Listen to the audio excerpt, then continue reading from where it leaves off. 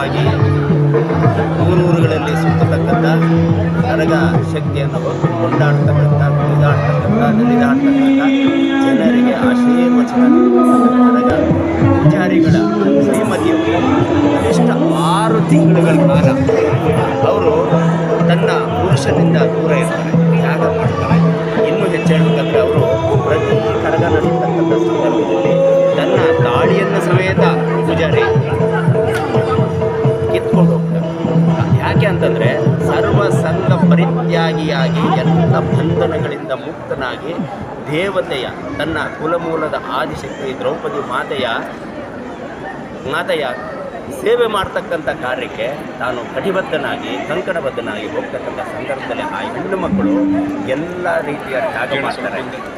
ಕರಗ ಮುಗಿದು ಮಾರನೇ ದಿನ ಆ ಮಕ್ಕಳಿಗೆ ಮತ್ತೆ ಪುನರ್ವಿವಾಹ ಮಾಡ್ತೀವಿ. ಇಂಥ ಒಂದು ವಿಶೇಷ ಒಂದು ಸಾಂಸ್ಕೃತಿಕ ಹಿನ್ನೆಲೆ ಇರ್ತಕ್ಕಂಥ ನಮ್ಮ ಮಣಿಪುರ ಕ್ಷತ್ರಿಯ ಸಮಾಜದ ಹೆಣ್ಣು ಮಕ್ಕಳನ್ನು ನಾವು ಸನ್ಮಾನಿಸ್ತೀವಿ. ಅಂತಂದರೆ ಆ ತಾಯಂದರು ಇವತ್ತು ನಮ್ಮ ಕುಲಕ್ಕೆ ಜನ್ಮ ಕೊಟ್ಟಿದ್ದಕ್ಕೆ ಸಾರ್ಥ ಆಗುತ್ತೆ. ಅವರನ್ನು ಸನ್ಮಾನಿಸಿದಂಥ ನಮ್ಮ ಕೇರ್ ಫೌಂಡೇಶನ್ ಮತ್ತು ನಾವೆಲ್ಲರೂ ಸೇರಿ ಮಾಡಿದ್ದೀವಿ, ನಮಗೆ ಒಂದು ಹೆಮ್ಮೆ ಆಗುತ್ತೆ.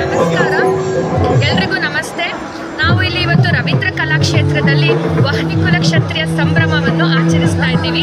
ಏನಪ್ಪ ಈ ಸಂಭ್ರಮ ಅಂತ ಹೇಳಿದ್ರೆ, ಕರಗ ಪೂಜಾರಿ ಹಾಗೂ ಅವರ ಧರ್ಮಪತ್ನಿಯರಿಗೆ ಒಂದು ಸನ್ಮಾನ ಮತ್ತು ಒಂದು ಗೌರವ ಸಮರ್ಪಣೆ. ಹಾಗೆ ನಮ್ಮ ಜನಾಂಗದ ನಮ್ಮ ವಹನಿಕುಲ ಕ್ಷೇತ್ರದಲ್ಲಿ ಹಲವಾರು ಅಚೀವ್ಮೆಂಟ್ಸ್ ಮಾಡಿರ್ತಾರೆ ನಮ್ಮ ಹೆಣ್ಣು ಮಕ್ಕಳು ಹಾಗೂ ಮಹಿಳೆಯರು.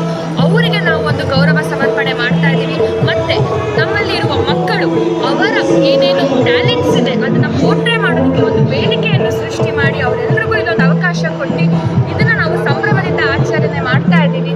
ಸೊ ಇದು ನಮ್ಮ KN ಫೌಂಡೇಶನ್ ರವೀಂದ್ರ ಕಲಾಕ್ಷೇತ್ರದಲ್ಲಿ. KN ಫೌಂಡೇಶನ್ ಕಳೆದ 25-30 ವರ್ಷಗಳಿಂದ ಹಲವಾರು ರೀತಿಯಾದಂತಹ ಸಮಾಜ ಸೇವೆ ಕೆಲಸಗಳನ್ನು ಮಾಡ್ಕೊಂಡು ಬರ್ತಾ ಇದೆ. ಪ್ರತಿಭಾ ಪುರಸ್ಕಾರ ಅನ್ನೋ ಹೆಸರಲ್ಲಿ ಸುಮಾರು 20,000ಕ್ಕೂ ಹೆಚ್ಚು ಜನ ಬಡ ವಿದ್ಯಾರ್ಥಿಗಳನ್ನು ನಾವು ಪುರಸ್ಕರಿಸಿದ್ವಿ. ಅವರು ಮುಂದೆ ಒಳ್ಳೆ ಎಜುಕೇಷನನ್ನು ಪಡ್ಕೊಳ್ಳಿ, ಮೆರಿಟೋರಿಯಸ್ ಆಗಲಿ, ಒಳ್ಳೊಳ್ಳೆ ಹುದ್ದೆಗಳಿಗೆ ಅವರು ಸೇರಿಕೊಳ್ಳಿ ಅಂತೇಳಿ.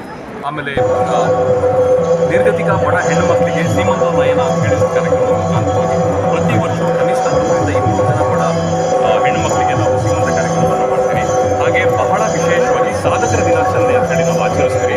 ಇದರಲ್ಲಿ ವಿಕಲಚೇತನರು ಯಾವುದೇ ರೀತಿ ಅವರಲ್ಲಿ ನ್ಯೂನ್ಯತೆ ಇದ್ದರೂ ಕೂಡ ಅದನ್ನೆಲ್ಲ ಬಿಟ್ಟು ನಿಂತು ನಾವು ಸಾಧಿಸ್ಬೋದು ಅಂತೇಳಿ ಸಾಧಿಸಿದವ್ರನ್ನ ಬೇರೆ ಅಂಥ ಮಕ್ಕಳಿಗೆ ನಾವು ಸ್ಫೂರ್ತಿದಾಯಕವಾಗಿ ಒಂದು ಕಾರ್ಯಕ್ರಮವನ್ನು ತೋರಿಸ್ತೀವಿ.